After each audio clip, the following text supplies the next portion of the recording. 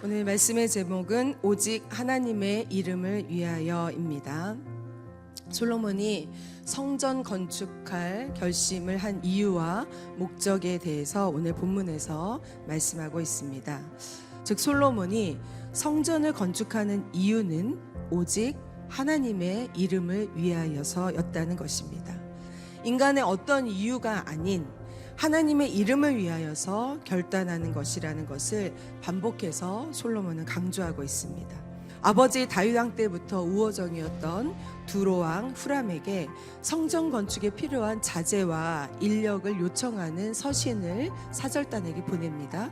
대략 요약한다면 백향목, 금, 은, 동, 철, 잣나무, 백단목을 보내되 그것만 보내지 말고 이것을 직조할 수 있는 재주 있는 사람도 같이 보내라. 어떻게 보면 굉장히 일방적인 거죠. 그것을 그런데 해야 되는 이유에 대해서 솔로몬은 두로 왕에게 서신을 보내면서 분명하게 이야기하고 있습니다. 어떻게 보면 전도하는 내용과 같습니다. 이 이스라엘의 하나님은 모든 신들보다 크신 하나님이시다. 그 하나님을 모시기에는 하늘과 하늘들의 하늘이라도 좁다. 그런데 내가 어찌 하나님을 이 성전에 가둘 수 있겠느냐. 나는 단지 그 높으신 하나님 앞에 향을 피워서 올려드리는 뜻밖에 없다라는 것이었습니다.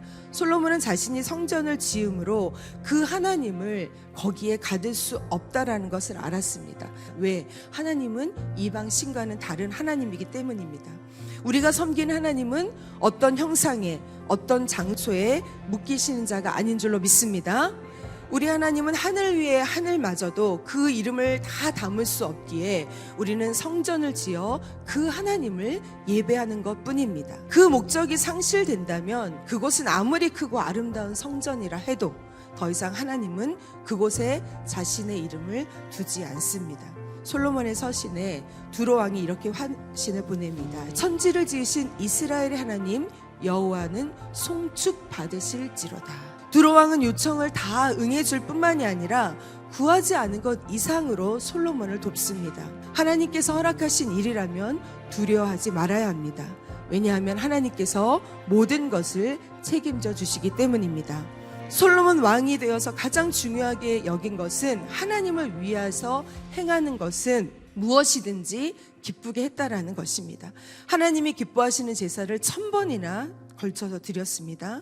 백성을 하나님의 뜻대로 이끌기 위해서 지혜와 지식을 구했습니다. 하나님께 예배하기 위해서 하나님의 전을 건축하였습니다. 그렇게 그의 인생의 가장 중요한 것이 하나님의 이름을 위한 삶이었기에 하나님은 그에게 전무후무한 복을 내려주신 것입니다.